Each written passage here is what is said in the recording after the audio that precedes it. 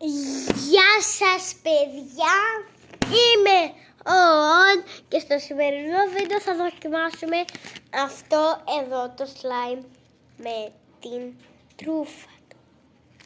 Είναι ψεύτικο βέβαια και δεν το δαγκώσω εγώ, είναι έτσι το slime.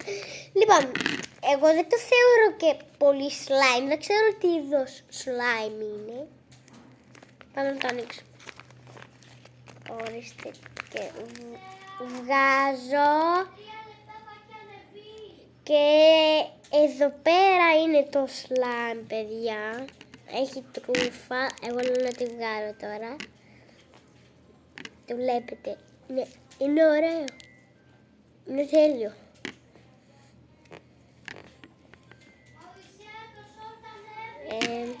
Και ένα shorts θα κάνω, μην νομίζετε. Ποιος είναι? Ναι, είναι ωραίο slime. Δεν μπορώ να πω ότι είναι satisfying.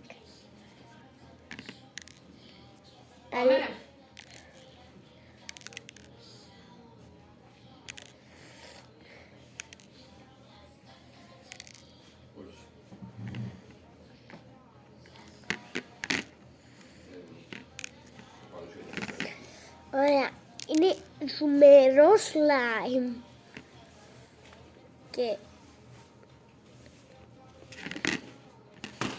είναι ωραίο, χρωματιστό, όμορφο και αυτό.